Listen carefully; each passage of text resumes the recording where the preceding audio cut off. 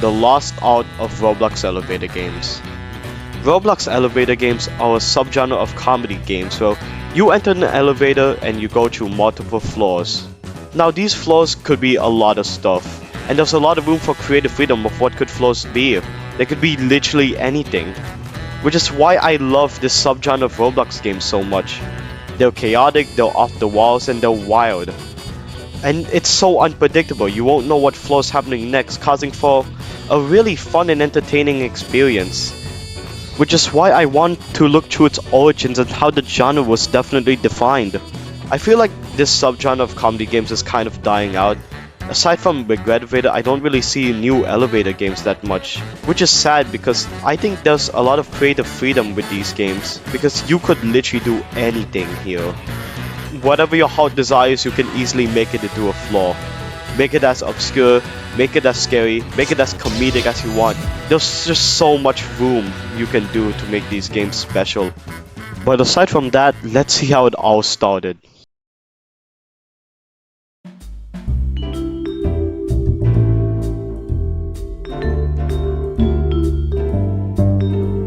When you first join this game, you're gonna be greeted by this, albeit basic, lounge. There's nothing much going on here and it's pretty plain. But at the front of you, there's a big elevator waiting for your arrival. And as a direct contrast to the bland lounge that you spawn in, you are greeted with chaotic fun. It's a subtle yet great subversion of expectations. And honestly, for 2015 standards, this was amazing for a comedy game. As I was getting footage for this video, I've come across a conversation. How do I play this game? Just survive and have fun. And I honestly think that's the best explanation for this game. It's just full of crazy bullshit that it becomes really endearing. That's the beauty of it. You can just turn your mind off and just have fun playing this. It's that good. So what do the floors have to offer? Well, you see, the floors vary depending... I have no words.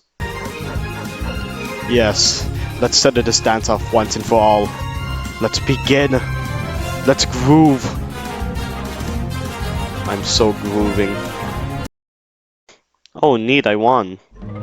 Oh, that's nice.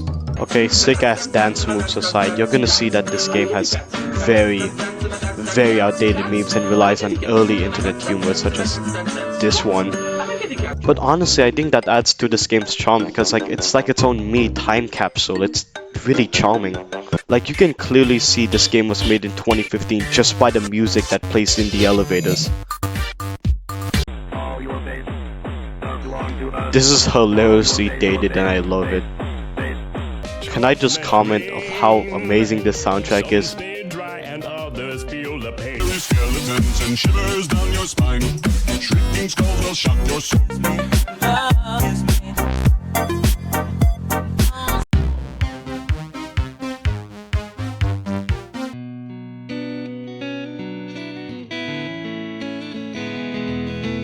And you know shit's going down when you hear this theme. Ah yes, the Big Cheese. One of the most iconic Roblox NPCs of all time. Despite coming from Toontown, he's more remembered in Roblox than the actual game he stemmed from.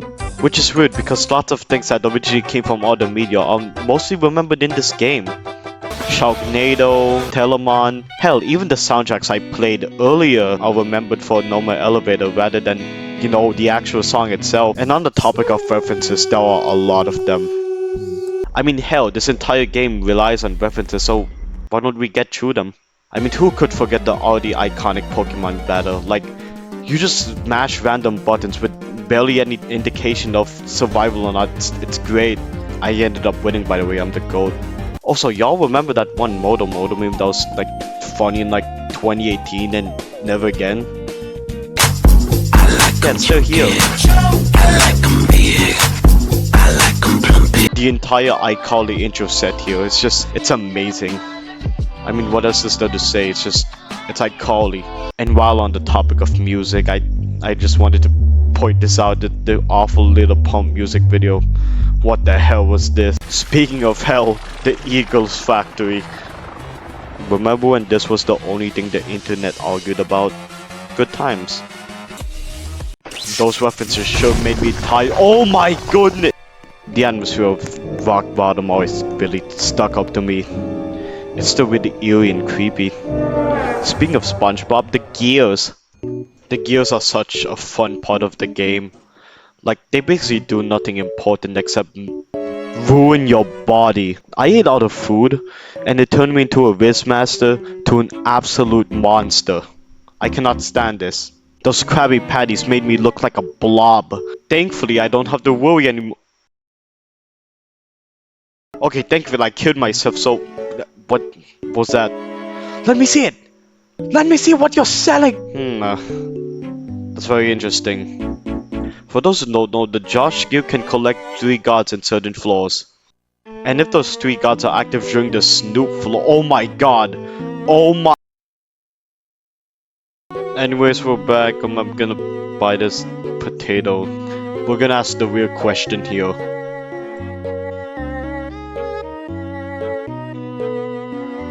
Fuck this game, fuck this game, fuck. For this game's replayability and entertainment factor, this will be getting an 8 out of 10. What was that? Okay, ooh, spooky. I shat my pants for spookiness. Damn, Gavin, drink some water once in a while.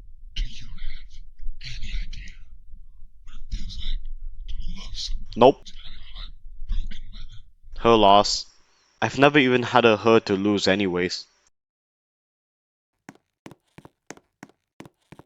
This is a shitty place to be in, Gavin. I hate the look of this. No, of course, the elevators, this is the one with drop. What? Now I'm in a goddamn base plate.